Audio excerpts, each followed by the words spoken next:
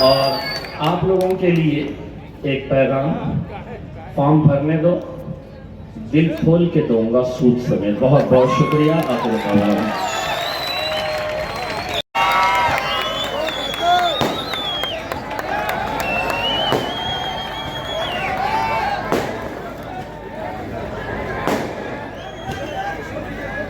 औरंगाबाद की आवाज इतनी कमजोर नहीं है। नारे तकबीर, नारे तकबीर, नारे तकबीर। उनको नीचे बिठाए प्लीज। आपके पीछे जो लोग बैठे उनको नजर नहीं आ रहा है। आपसे दरखास्त है, बहुत बुजुर्ग हजरात पीछे कुर्सियों पे बैठे हैं, उनका ख्याल करें प्लीज, उनको नजर नहीं आ रहा है।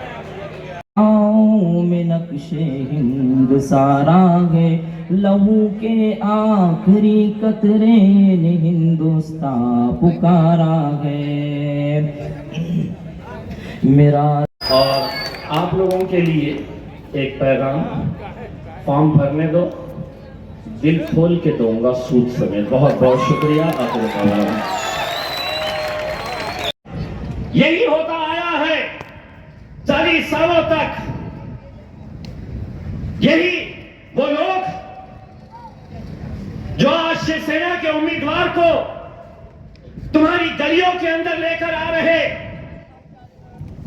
ये वही उम्मीदवार है जिसने सीना ठोक कर कहा था कि हां, बाबरी मस्जिद मैंने शहीद की थी।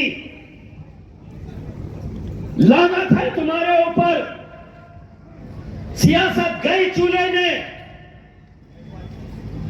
लेकिन अगर चंद रुपयों की खातिर तुम अपना जमीन बेच रहे हैं तो इम्तियाज जलील तुम्हारे लिए सड़क पर खड़े रहकर भीख मांगेगा और वो पैसे तुम्हारे मुंह पर फेंक कर मारेगा। कौम का सौदा मत करो। यही सौदा करते करते एक पूरी नस्ल निकल गई, पूरी नस्ल खत्म हो गई। वही धंधे, वही साजिशें। यहां से मुझे गिराओ, हैदराबाद से असद साहब को गिराओ। कब तक मेरे भाइयों, कब तक? क्या आपको यह इख्तियार नहीं है अपनी क़यादत खड़े करने का? पूछो उन लीडरों से, क्या मेरा काम सिर्फ एक मशीन की तरह हर 5 साल के बाद तुम्हें वोट डालने का है? अगर किसी एक पार्टी ने अगर मुसलमानों को टिकट नहीं दी है तो उन्हें मुसलमानों के इलाकों के अंदर आने का इख्तियार भी नहीं होना चाहिए। लेकिन आएंगे, क्योंकि अफसोस के साथ ये कहना पड़ता है कि बाजारों में आज अगर कोई जानवर खरीदने के लिए जाओ तो शायद उसकी कीमत ज्यादा होगी। इन्होंने अपना भाव उन जानवरों से भी कम कर दिया है। कोई मतलब नहीं उन्हें अपनी क़यादत का, कोई मतलब नहीं। और जिस दौर से हम गुजर रहे हैं, क्या यह समझ में नहीं आ रहा है आने वाला वक्त कैसा होगा? आने वाले वक्त के अंदर कैसे कैसे कानून लाने वाले हैं। पार्लियामेंट वो जगह है जहां पर कानून बनाए जाते हैं। नचनियों का कोठा नहीं है वहां पर नाचने के लिए जाने का सोच रहे हैं अगर कोई तो।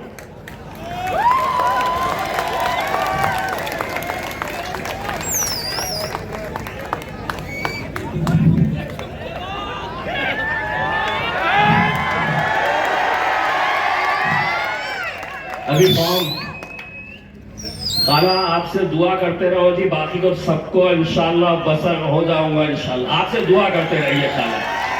आपकी दुआओं के अंदर ये ताकत है कि ऐसे चिल्ले पिल्ले कितने भी आए तो सबको संभाल लेंगे इंशाल्लाह। संभालेंगे ना?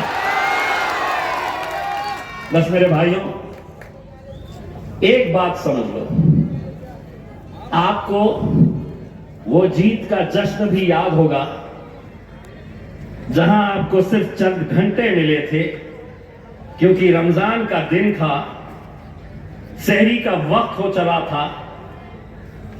मुझे सर्टिफिकेट देते देते रात के 1 बज गए थे। बार बार देख रहे थे शायद वो आए कि दिल्ली को भेज रहे होंगे उनके पप्पा के पास, और पप्पा उनसे पूछ रहे होंगे कि पूरी लहर देश भर में थी, ये यहाँ पे क्या किए। तो यहाँ पे ये इन्होंने ये किए, ये एक पैगाम दिए कि 100 सोनार की।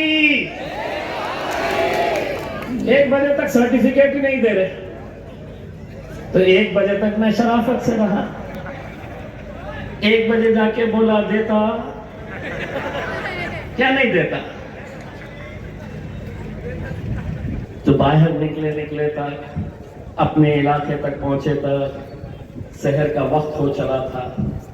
तैयारी करो मेरे भाइयों, तैयारी कर लो।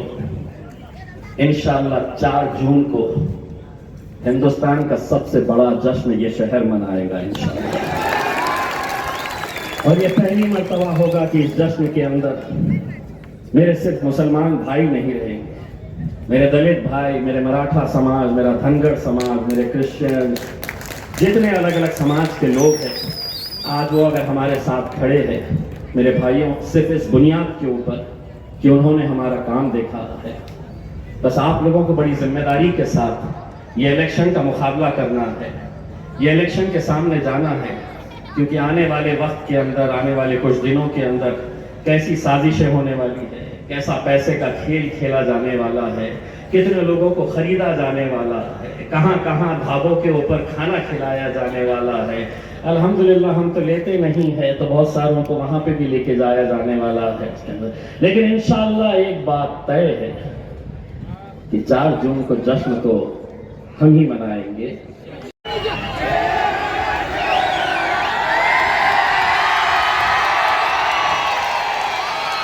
अस्सलाम वालेकुम व रहमतुल्लाहि व बरकातहू। स्टेज पर मौजूद मजलिस इत्तेहादुल मुस्लिमीन के हमारे क़ायद जनाब बैरिस्टर असदुद्दीन अवैसी साहब, मौलाना महफूज रहमान साहब, तमाम मजलिस के जिम्मेदारान, नौजवानों और साथियों, जो लड़के सामने बैठे हैं अगर पीछे बैठ जाएंगे तो पीछे वालों को दिक्कत नहीं होगी, मेहरबानी करके बैठ जाइए।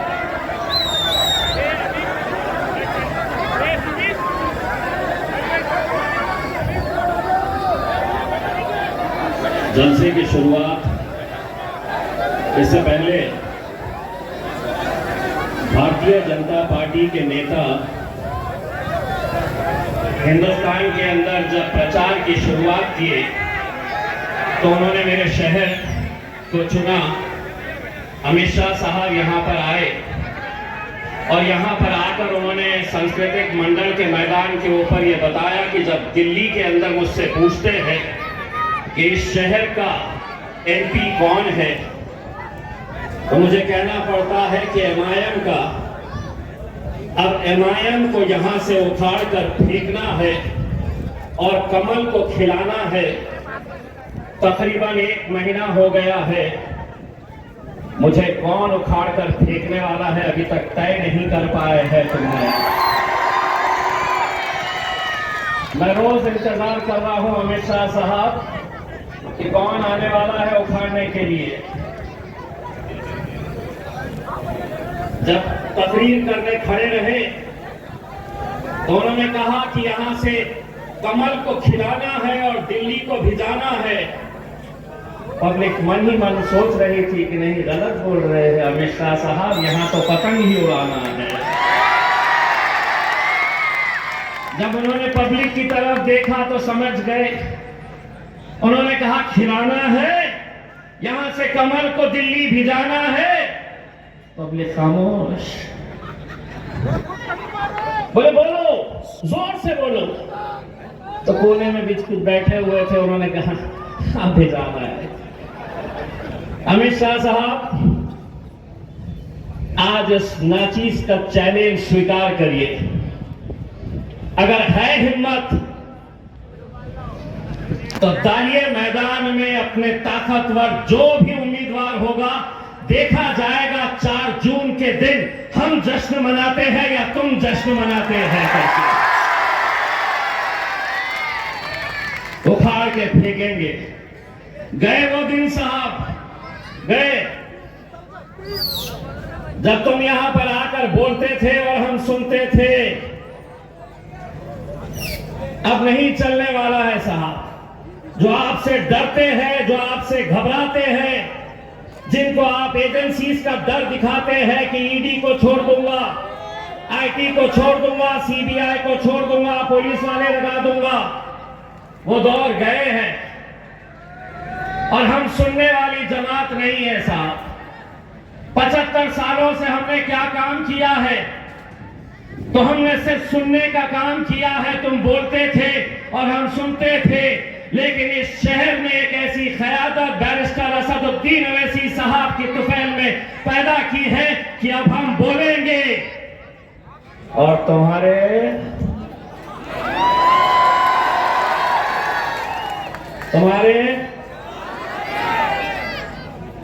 पापा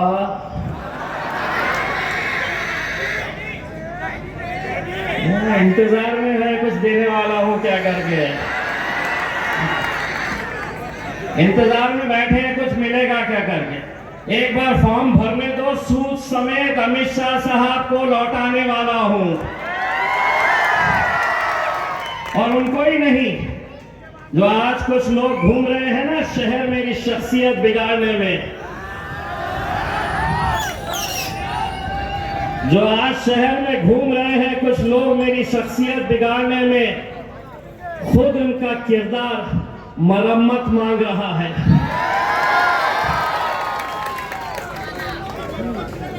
मेरे भाइयों, मैं आप लोगों का सबसे पहले तो तहे दिल से शुक्रिया अदा करना चाहता हूं। ये वो शहर है जिसने एक यकीन पैदा किया, एक ऐसी सोच पैदा की, एक ऐसा यकीन पैदा किया, अगर हम मुत्तहिद हुए तो हम क्या कर सकते हैं। ये वही शहर है जब 2019 के अंदर हम जब लड़ने के लिए आए थे तो यहीं पर होटलों में बैठा जाता था, चौराहों के ऊपर बैठा जाता था। जिन्होंने तुम्हारी क़यादत को खत्म किया, आखिरी मेंबर ऑफ पार्लियामेंट, यहां जितने लोग हैं, जितने नौजवान मौजूद हैं, शायद वो उस वक्त पैदा भी नहीं हुए थे। 1980 44 साल पहले की बात कर रहा हूं। 1980 के अंदर गाजी सलीम साहब इस शहर से आखिरी आपके मेंबर ऑफ पार्लियामेंट थे। कुछ नहीं, 13 तारीख के दिन निकलना है और मजलिस के हाथों को मजबूत करना है। बहुत सारे आते हैं, कहते हैं मजलिस किसी को फायदा। 543 सीटें हैं पूरे देश भर में, 543 लोकसभा के एमपीज हैं।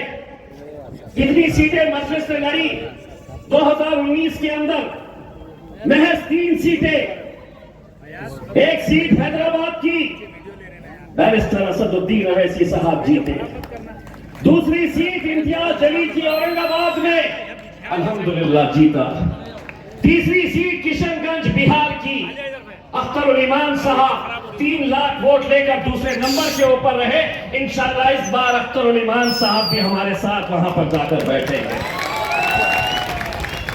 अब महाराष्ट्र के अंदर और 2-4 सीटें हम देख रहे हैं। हमारे पूना के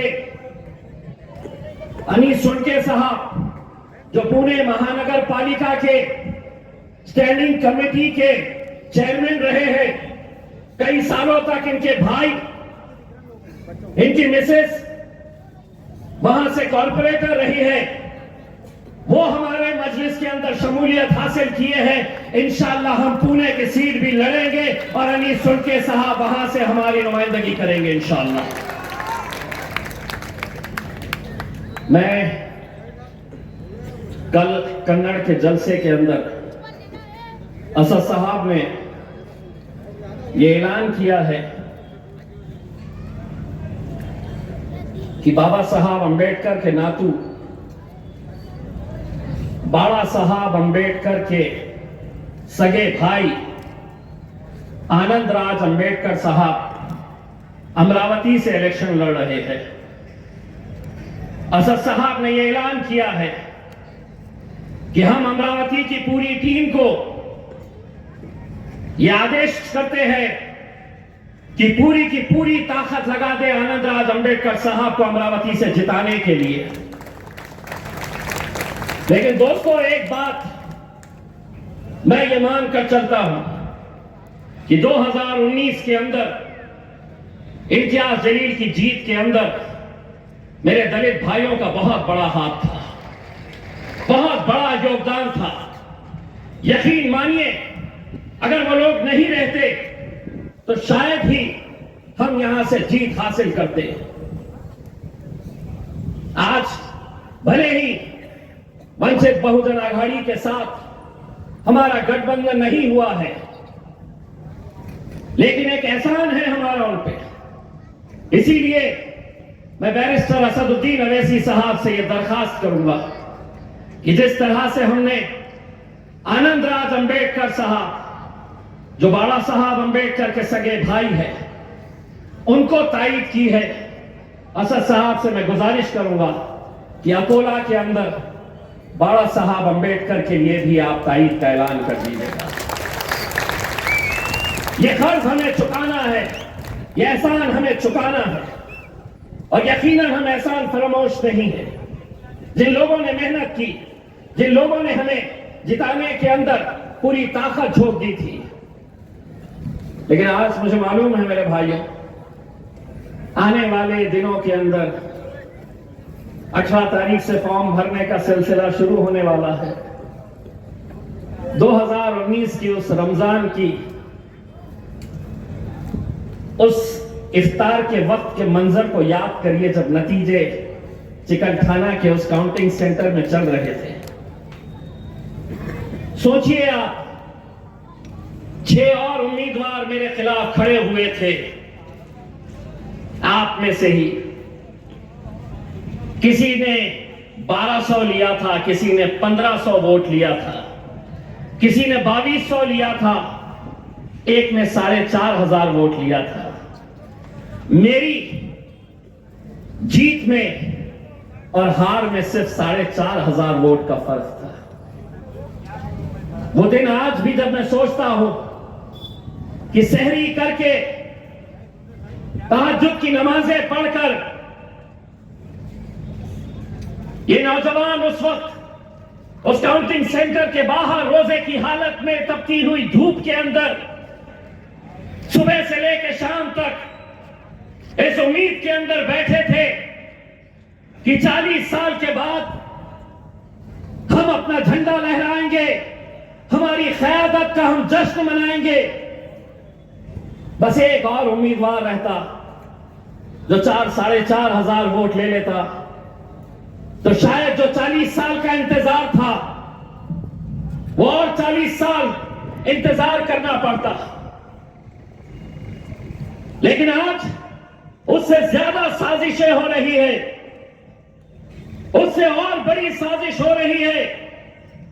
जीतना किसी को नहीं है, खड़े रहेंगे तो महाराष्ट्र की एकलौती एक मुसलमानों की, दलितों की, पिछड़ों की, किसानों की ये आवाज को, इस क़यादत को खत्म करना चाह रहे हैं। बहुत नए नए दूल्हे अभी आएंगे जीत का दावा करने के लिए। मैं जानता हूं गाड़ी किसकी है और उसमें पेट्रोल कौन डाल रहा है, लेकिन अब ये नहीं समझना कि आवाम अब कुछ जानती नहीं है, बखूबी जानती है ये सब कुछ। लेकिन अब आप लोगों की जिम्मेदारी है, एक वोट की कीमत क्या होती है यह आपको समझने की जरूरत